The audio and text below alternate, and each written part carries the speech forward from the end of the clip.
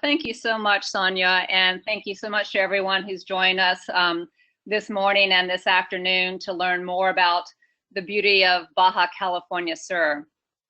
Now, Baja within Mexico is known as Mexico's last frontier. It was the last state to join, and it's also known as the last frontier because it's one of the last places that it's so thoroughly unspoiled and beautiful. And there are about 200 countries in the world today. And of those, only 12 are considered megadiverse. And being megadiverse means that you have 60 to 70% of the biodiversity in the world in your country. And Mexico is not only one of those 12, of these 12 megadiverse countries, it ranks really high on those in terms of the biodiversity. It's number 2 for reptiles, number 3 for mammals, which includes all the marine mammals, number 5 for amphibians and vascular plants, and number 8 for birds. So it's an incredibly rich and diverse place in terms of wildlife and flora and fauna, and I'm going to introduce you to that as long as some of the ways that we have to see that. I'm going to take you through 4 main areas in Baja California Sur today. Todos Santos, which is where I am today, overlooking the Pacific Ocean. San Dionisio, which is in the Sierra La Laguna Mountains. Isla Espiritu Santo, where Camp Cecil is. And then Magdalena Bay, where the gray whales come every year to mate and give birth. And I'm going to start with Isla Espiritu Santo, which is an island in the Sea of Cortez. It is part of a UNESCO World Heritage Site, and it is a national marine park, which means it has no permanent structures of any kind. It is truly a desert island. And this is our camp, Camp Cecil. And really our idea here is that Isla Espiritu Santo is fantastically beautiful and has amazing things to see and do. And our job at Camp Cecil is really just to make it more comfortable for guests while they're there. We have real beds with real linens and real chairs, hurricane lamps and chandeliers. And we also have 2 fabulous chefs who work their magic on the island. And in fact, we've already gained a reputation as being the best restaurant in the vicinity of La Paz. And it truly is like an oceanfront hotel. Actually, I don't know of any hotel that has this much oceanfront. And it comes right into your tent all day, every day. You can hear the ocean, see the beautiful ocean and the wildlife and the birds. And this is just giving you more slides. Sonya, we should be on the slide where you see the rug and you see the islands outside and the panga. So hopefully we're all synced up here. Yeah. I'll look at Camp Cecil. Okay. And then these next few slides are just really kind of giving you an idea of sort of the decorating and the touches that we have in the rooms. There are bedside tables, there are lanterns, there's a luggage rack, and we have just different coloring schemes there to give you more idea, and the sisal rugs on the floor. Just giving you more idea about Camp Cecil.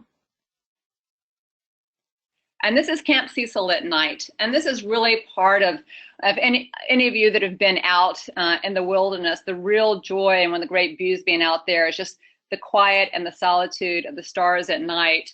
And you can really see the Milky Way in an amazing way out there. So it really is this wonderful, magical place to be. And we've been very lucky this year. We've gotten a lot of press for Camp Cecil. It was #1 in National Geographic's Luxury Camping Report. It was written up as Baja's Best New Getaway in Everett Partis Travel Report. We had a 2-page spread in the London Times. And there's forthcoming features in Coastal Living and Travel Age West. And Sunset Magazine chose us for one of their annual Travel Star Award, and that piece will appear in August. So the people that have been coming to see us at Camp Cecil, it's really the accommodations, the food, the activities, the guides, and just the natural beauty and wonderful feeling on the island has really resonated with a lot of people, and we're very excited about that. So what are some of the things that you get to do while you're at Camp Cecil or while you're in the Sea of Cortez?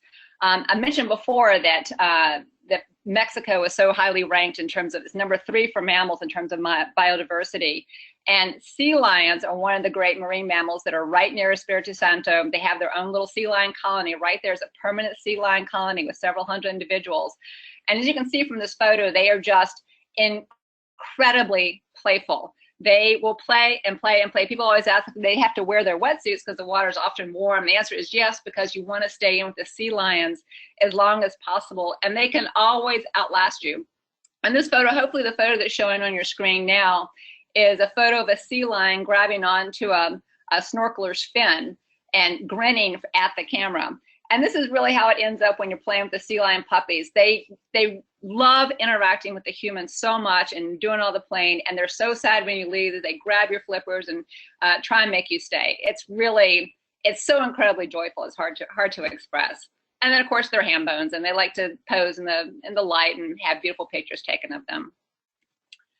There's also Manta Rays, and I don't know if any of you have ever seen this, but when they're flying through the air, you can ask, when you're sitting at Camp Cecil, even here in Los Colibris and Todos Santos, you can hear this incredible flap, flap, flap as they're going through.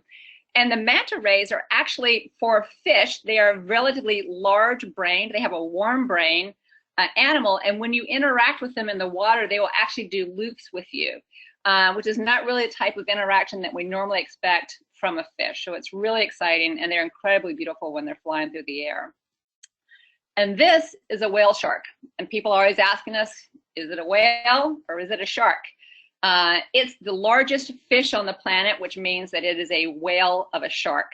And they're actually larger than the boats. And one thing that we have in the Bay of La Paz is there's an area in that bay where they love to come and feed on the plankton there. And so we can get in the water with them and get up close and personal. And you can see just this amazing skin coloration that they have. And those huge gills that you see right there are pumping hundreds of tons of water through them every minute. They're remarkable creatures. But they're kind of like the opposite of the sea lions, where the sea lions look you in the eye and they're playful, like, you're a mammal, I'm a mammal, let's have some fun. And whale shark, you just kind of get the fish eye. These are the humpback whales. The humpback whales are 70% of all whale species, including dolphins, come to the Sea of Cortez at one time or another every year. And the humpback whales are one of our most exciting visitors because they are so incredibly acrobatic, and they also have their babies here in the warm waters of Baja. And this is an amazing photo right here, and hopefully what you're seeing is in the right side of the photo, there's a huge group of rays, of manta rays. And then on the left side of the photo, you're seeing a humpback whale come up out of the water as it's feeding and then flapping its jaws shut. So it's when we talk about the richness and diversity, this is all right off of Camp Cecil. It's right there in the Sea of Cortez, and the potential for sightings and interaction like this is amazing. Now, we also have, I mentioned Mexico is number 8 in terms of birds, and a lot of people are really unaware of this. This is a photo of the blue-footed boobies on an island right off of Camp Cecil, and Mexico actually has the largest blue-footed booby colony in the world. Everyone thinks you have to go all the way to the Galapagos to see the blue-footed boobies. You do not. You will see tons of blue-footed boobies during your stay in Baja California Sur, and in fact, the sea lion colony is also a blue-footed booby rookery, and they're really quite amazing. We also have magnificent frigate birds with their large red throat pouch for the males. And magnificent frigate birds are pretty amazing because they are coastal birds that actually do not have the oil in the feathers they need to resist water. So if they fall in the water, they will drown. And this is why they're known as robber birds, because they don't want to fish and get their feathers in the water. They'll still fish from other birds. And there's a beautiful, magnificent frigate bird colony, rookery, just 2 bays down from Camp Cecil. And we have lots of other beautiful birds. And in fact, we published a book on birding in Baja California Sur just a couple of years ago. Kayaking, of course, is Isla Espiritu Santo and the Sea of Cortez is a major destination in the world for sea kayaking. You can see why with these beautiful waters. And the woman here in this photo is actually Stephanie Russo. She is our wildlife biologist at Todos Santos Eco Adventures. And she leads our sea turtle program, which I'll talk about a little bit more in a minute. And also the programs that we do with high schools universities, and also families that are interested in having a science focus for their trip or a citizen science focus for their trip. This is actually my husband Sergio kayaking. This is the island. This is Espiritu Santo. You can see the beautiful lava flow there. And this is stand-up paddleboarding at the island. This is one of our guides making sure the young girls are having a good time on their paddle boards. And here's a whole family out there enjoying the paddle boards. And you can just see how incredibly blue and clear the water is. And at Camp Cecil, right in front of it, there is a type of algae that the sea turtles like to feed on. So often when we're out in the paddle boards and the kayaks, we see a lot of sea turtles. And from the height of the kayak and or the paddle board, you have an incredible view of what's going on. It's really pretty remarkable. And this is just another view of paddle boarding in the Sea of Cortez. Just spectacularly beautiful. Sonya, are we still in sync on the slides here? All good, Bryan. Fantastic. All right. There's also beautiful hikes on Isla Espiritu Santo, and this gives you an idea. This is sort of hiking up to get some views on the island. And here's another view here. Now, Sonya mentioned in the introduction that we are going to be offering next season beach-to-beach kayaking trips using these Colossus tents. And this you can see, we actually just set up on our property so you can get an idea of it. They are large walk-in tents, but they are movable.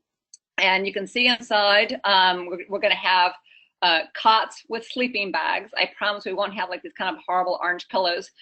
We are working on our decorating scheme, but you can see they're quite spacious, lots of light, lots of air flowing through, and there'll be 2 camp chairs inside as well as camp chairs with an awning outside. And we will have a chef with the trip, full paying of support, and we'll essentially be going, spending 2 nights at different beaches around Isla Espiritu Santo. We are working on the details of the itinerary. So if this looks interesting to you, let us know it, because we are actually in the process of refining this as we go. And this was inspired by a recent kayaking trip that we did in Chile, when I had to kind of back out of our tiny little tent with my backside first each morning. I realized that a walk-in option for a vigorous kayaking trip would be pretty fun. Just there. So now we're going to go up to Magdalena Bay and see, as I think probably many of you know, the gray whales migrate 6,000 miles from Alaska down to Baja every year to go into protected lagoons. And on this map, you can really see why. You can see how the barrier islands are there protecting these lagoons, and it makes it safe for them to go in and be relaxed and be away from predators so that they can give birth. They find their mates, and then they teach the babies essentially how to be whales. You see in the little lip there, like where you see the pen, they'll actually take the babies there and teach them how to surf to build up their strength. And you'll see them teaching how to breach and how to do everything. It's really an incredible experience. And the joy of having a 40-ton mammal come up to your boat and look you in the eye is just indescribable. It's just one of the most moving experiences I've ever had. And every time we go up there, I'm so thrilled, and it's so exciting. And it really does feel like they're trying to communicate with us. And the excitement of seeing them next to you, and they bring their babies up to you to look you in the eye. And they'll just kind of play with you and interact with you. They'll kind of lure you over the side of the boat to make you look at them, and then they'll do the blow, and you can tell that they're just laughing with that. So it's an indescribable thrill. And there's a mother and baby right there, and you can see how close they actually come closer to the boat, as you'll see. And this is actually a family photo here. And the woman in front with her arms out is my sister Molly, and I'm there in the back boat behind her, and this is some of her friends. And this is the last time that we went. This is about a year ago. We went up with Molly and her friends, and this one whale just kept following us everywhere. And this behavior is known as spyhopping. They lift their entire heads up out of the water, and the eye is just below the waterline there to look at you and see what's going on. And this whale obviously thought that we were just a hoot, because it kept following us and kept doing the spy hopping to come and see what was going on. So it was a really so fun, and we were just so thrilled. And it was probably in response to every time that she came up, we screamed and clapped and cheered. So she was probably enjoying her audience. And this is my sister Molly with a whale that she called Sophie. And you can have these types of experience. They're just having a quiet moment, just sitting there, two mammals interacting together. It's hard to express until you do it. So now we're going to go down to Todos Santos, which is where I am today. Todos Santos is famous for being an artist colony, an agriculture center, and a surfing hotspot. And it was formed in the 1700s by the Jesuit missionaries, and they came here because of the underground springs in Todos Santos. So it's a very green, it's a true desert oasis. It's a true green spot in the desert. And this is, I'm going to introduce you first to our little boutique hotel on the side of the hill overlooking the ocean and 70 miles of pristine beach and the Palm Oasis. And that is Los Colibris Casitas. And Los Colibris means the hummingbirds. And this is our pool and hot tub an area. And everything about Los Colibris is really about the view and nature. And these are our rooms, and each room has a spectacular view, really unlimited view of the ocean and the beach and the Palm Oasis. And all the rooms except for one have either one king bed or twin beds. And this is our brand new house that we just finished in January. It's a rammed earth, it's a greenhouse. So you can see those are the rammed earth walls there. And there's also a roof garden for the heating and cooling. And it also has the spectacular views. And this is the other room. Again, this, like the other rooms, can have king bed or two twin beds. And also you'll down below, there's a little sitting area, which has a sofa, and that can hold one or two twin beds. And again, spectacular view from the patio. And as I mentioned, all the rooms, all the spaces here have either rooftop terraces or patios. And this is one of our guests on our safari, a surfing safari, after her massage, just kind of chilling out and enjoying the view. And it does rain from time to time here in Baja in the summer times when we count on getting all of our rain. And this is actually a rare shot of our gardens in the rain. And we're actually, our next book that we're publishing will hopefully be on bookshelves in November, which would be Baja Blooms, the Gardens of Los Colibris Casitas. So it's all photos from our gardens. And everyone always asks about the bathroom. So these are our bathroom photos coming up, just to give you some ideas. And this is our yoga sky deck. On the highest point of the property, we have built a platform for yoga, and it's really spectacular. When you're up there, often the ospreys will come by with their catch of the day. We see whales breaching offshore. It's really a fabulous spot. And these are actually, these girls were just here. They're winners of an Athleta Polygene contest for best adventure photos, and they would start each of their days here with yoga on the sky deck. Let's get a little tree pose going there. This is Iker Algori. He's our chef here at Los Colibris Casitas, and he has his own little cafe, Iker's Colibri Cafe, and we just published his cookbook last year or the year before, I forget, Cooking Adventures in Baja California Sur. Iker really is he is one of those joyful people on the planet, and the breakfast and meals and cooking classes with him is so fun. It's a really big feature of life here at Los Colibris. This is his kitchen, and you can see the island there where he does cooking classes, and you can see there's a lot of different art from our artist colony, including the sculpture on the blue sculpture on the wall.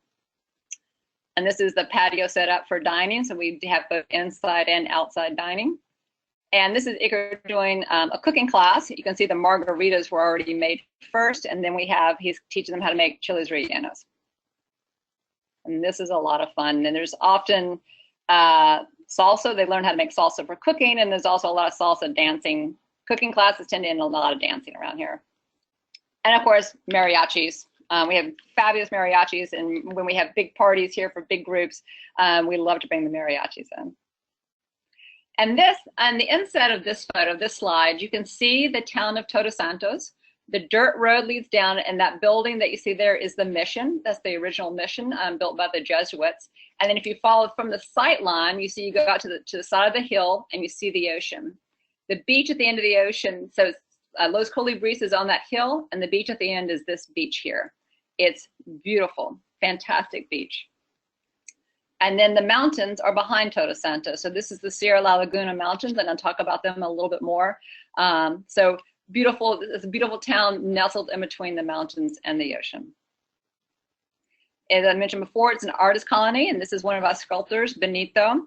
And there's a lot of opportunity to see our artists at work and to visit with them in Todos Santos.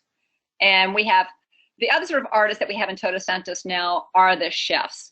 And we are a very small town, but we have a large number of really fabulous restaurants. And you can see some of the other art gets incorporated there. And so this is Cafe Todos Santos, a really wonderful place. I talked before a little bit about sort of the volunteer opportunities that we have in Todos Santos. And this is a place called the Palapa Society. We have been partnering with the Palapa Society for about the last 10 years. They are a Mexican nonprofit which offers after-school programs to Mexican children. And no child is ever turned away. They find scholarships for everybody that wants to attend. And this is the English language program. So when we have people who want to volunteer, they can slot them right in as English language mentors, working with kids one-on-one so that they have the opportunity to speak English with a native speaker of English. This is wildly popular with our guests that are here, and the Palapa Society has been doing this so long. It's so well managed. It's very easy just to slot people into their existing programs at those times, and it's a great way to get to know some of the local people and to have an impact on the local population. And then another volunteer opportunity that we have is Sea Turtle Camp. And I mentioned Stephanie Russo. Stephanie is a wildlife biologist. She's actually now getting her PhD, and turtles are her thing. And we run with her every summer Sea Turtle Camp.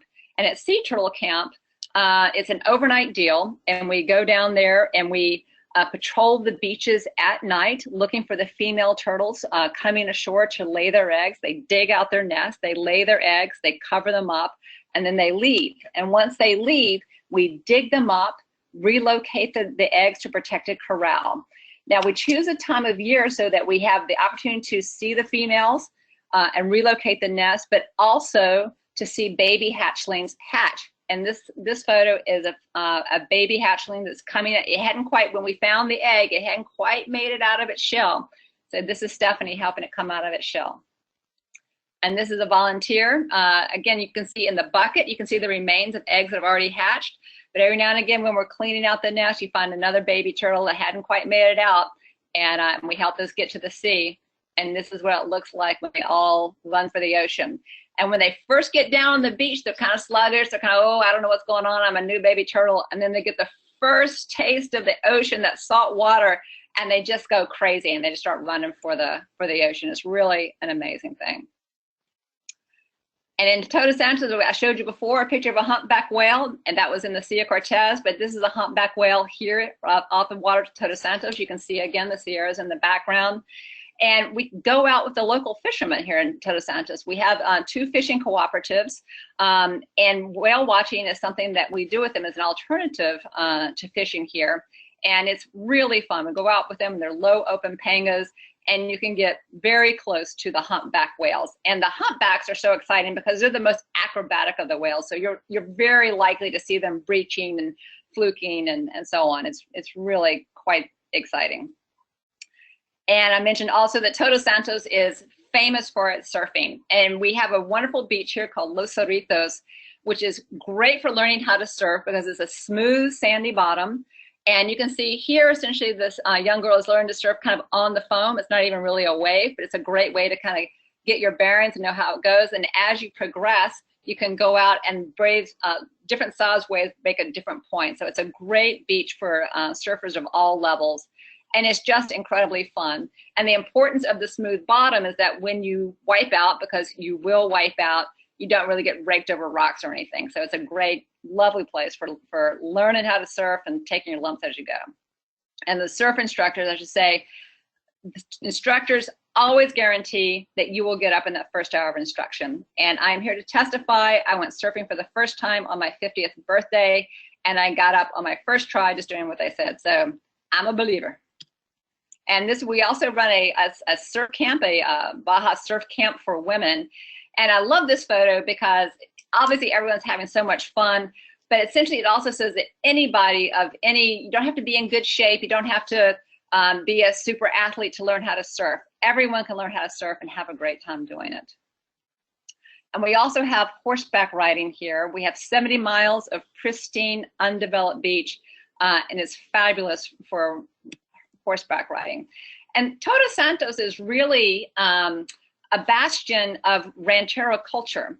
Now, when the Jesuits came and set up their missions here in Baja California Sur, the only people to help them were the indigenous peoples, the Guaycura and the Pericu.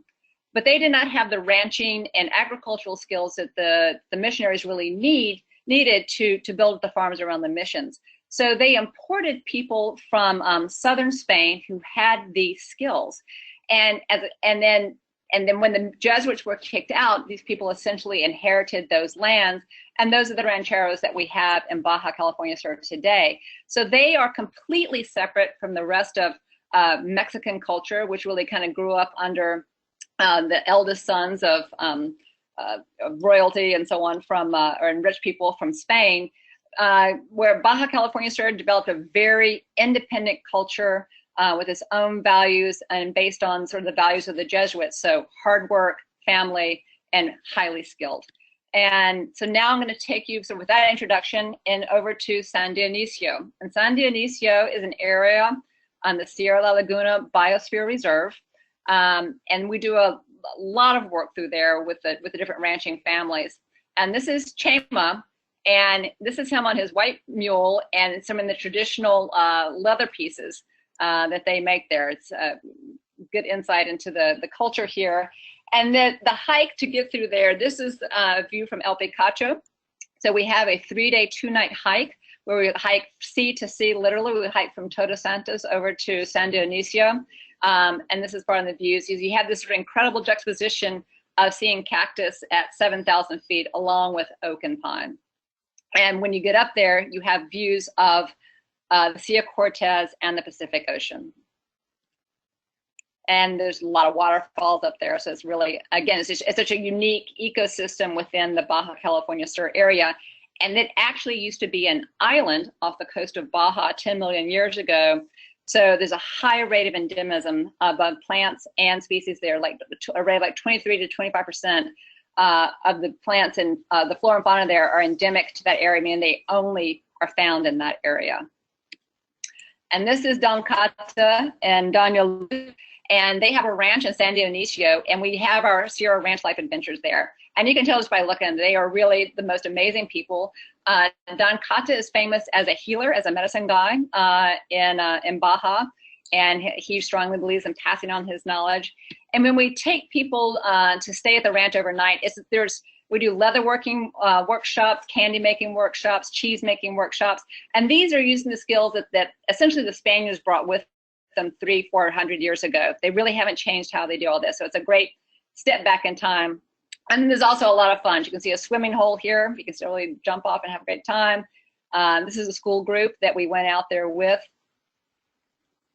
And of course, you get to really enjoy the farm and the ranch there, baby goats. And then you can see also just the enormous ficus tree that they have growing out there, which you can see. And this is Rogelio. This is Don Cata and Doña Luz's son, Rogelio. He runs a lot of the programs with the kids. Just a wonderful guy, and this is part of their tortilla making class. And again, the uninterrupted night sky in the Sierras. Another place where we can have just that beautiful silence and really see the Milky Way like Espiritu Santo. And that is my presentation on the beauty of Baja. Thank you so much. Any questions? Thank you, Bryan. That was awesome. I'm ready to return. Really ready to return. Time for you to come back. Yeah, I'm sure you'll have other people ready to check it out too. There are a few questions here, so I can just read them off to you and see what people are wondering about. So, what is the season for the manta rays, whale sharks, and humpbacks? Great question. Okay, so the manta rays it's hit or miss. They're kind of here most of the year. That particular season. The whale sharks, it's really October through the end of May. So for most of our high season, you can see and swim with the whale sharks. The humpbacks are very punctual. They usually arrive on October 15th. And then they're gone normally by about mid-March, although from time to time we'll still see some in April. Great, awesome. Along the same lines, there's also a question about turtle season. Mm-hmm. Okay, so the turtles, the time when the females are coming ashore to lay their eggs is actually now. So it's June, July, August, September, October. And then starting in late July, we start having the hatchlings, and we have the hatchlings through to the end of December. Okay, great.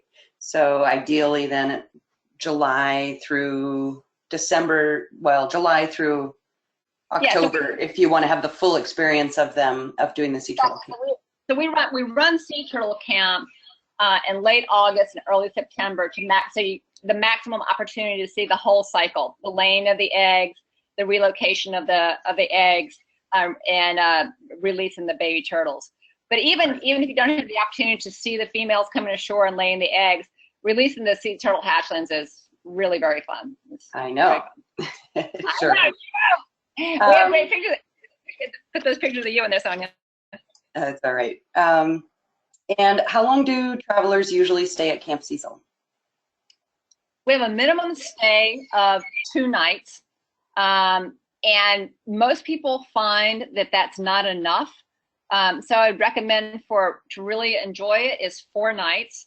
And the reason for that is the first couple of days, they're not really sure what to expect, and they're kind of getting into it, and they're also not accustomed to being cut off from their devices. So they're still not totally relaxed. By day 3, they're just kind of starting to actually relax and being accustomed to being cut off from their devices and really not having a care in the world. And then, so by day 4, they're really, truly, deeply relaxed and leave on day 5. Also, there's so much to do and explore there, and the food is great, and it's really pampering. But it also depends on what other objectives there are. People come in February. A really great trip is combining Camp Cecil with Magdalena Bay and going up to see the whales. It depends on their objectives, but I find that 4 is, so for example, Sonya, the groups that we had, a series of groups from different folks that came last year, they only stayed 2 nights at Camp Cecil. They are coming back this year and they're staying for 4 nights. So that's people that have been there and want to come back, and that's where they're coming out at. That makes sense. Mm-hmm. Somebody added, what if you're combining it with Todos Santos? What would be the ideal breakdown of nights, do you think? What we do a lot is have people, again, it depends on what the focus is. If they really kind of want to experience, kind of do like a best of Baja, I would say you come to Todos Santos. We have the welcome dinner on day 1. On the 2nd day, we can have horseback riding and surfing. 3rd day, we can have a beautiful hike either in the Sierra La Laguna Biosphere Reserve or the Cliff Walk. And then we can go to Camp Cecil 2 to 4 nights. And from there, that can either be the conclusion of the trip, or if it's from late January to mid-March, we can go up to Magdalena Bay and just spend 1 night up there, have 2 whale watching sessions of 3 hours each, and see the whales, and then come back, spend a final night in Todos Santos or La Paz, and head home. Mm-hmm. Great. So that would be like a 9-day, 8-night itinerary. That sounds great. How about, I know it's still new for you, but the weight limits of the cots in the tents? I'm assuming that's regarding the colossal tents because there are proper beds at Camp Cecil. Is that whether there are any weight? How big can the people be? I think the tents can be. I think they're good to 250. I would actually have to check that. Okay. But I think that's correct. And I can look that up and let you know, Sonya, and you can know whoever is asking the question, or they can email you. Yeah. We'll do that. Okay, perfect. Because bathrooms are always a hot topic, you did show us some at Los Colibris, but we didn't talk about them at Camp Cecil. Could you describe that a little bit? Absolutely. So at Camp Cecil, we have 2 compost toilets, and they have their own little cabanas. So you walk in and you open a wooden door, and it's and there's nice little decorations and mirrors and pretty artwork on the walls. And what you don't see is there's a nice toilet seat. But underneath it is a bucket with sawdust. So they're compost toilets. And the key thing for the staff at Camp Cecil, which we jumped into everybody, is like the first woman that walks into the bathroom and there's an odor, this whole thing will fail. It would just crumble. So we are very assiduous about keeping it extremely clean. So that's the setup there with the two things. And then we also have a sun shower cabana. So shower means that we have these large bags of water that we leave out in the sun to get warm, and then guests can take the shower there. And so remember, every single thing that comes into Camp Cecil has to be brought in, including the water for the showers. So it's an enormous undertaking running the camp, and that's so I think the toilets are quite comfortable, and I think people are very pleasantly surprised at how pleasant they are. I was really surprised. They were great. And then also I remember hand washing facilities set around camp. Yes, exactly. There's lots of hand washing facilities, and we actually have them set up with a pump system, so you can pump the water with your foot and put your hand out. So that's very handy. And then I should also just mention that we have the daily happy hour at Camp Cecil, and there's always wine and beer available. And then the chefs always have a cocktail of the day, and it comes with little snacks, which people often sort of think of as a pre-dinner. They're actually quite hearty snacks. So no one ever goes hungry or thirsty at Camp Cecil. No, it's true. So good. So just back to some of the experiences. Can you explain whether you approach the whales or do the whales approach you? Yeah. No, this is people ask us this quite a bit. We never approach the whales. When we go out in the find the whales, once we spot a whale, we cut them.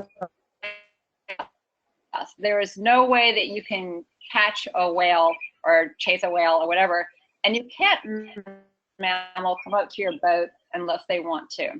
So and then the whales come or don't come up to us and interact with us. And in season, whales that get everyone, they're the ones that love coming to the boats, and there's whales who ignore the boats and go without interacting with humans. So that's the deal. Several different animal behaviorists and scientists who have really studied in whales with humans at Mag Bay, and they do not see any harm to the whales or the humans. And in fact, a lot of benefit for sort of cross-species understanding, because it really does feel trying to tell us something. It's an amazing experience. Yeah, and you did cut out a little bit there. So if anybody wants those details, we can always kind of type it up and email it as well. So that's fine. Can you tell us all a little bit about the species of turtles that someone might see? I know, depending where you are, but. Well, actually, this sort of mega diversity of Mexico, 5 of the world's species nest on the Baja. It's species that we see at sea turtle camp is the olive ridley turtle. But when we are at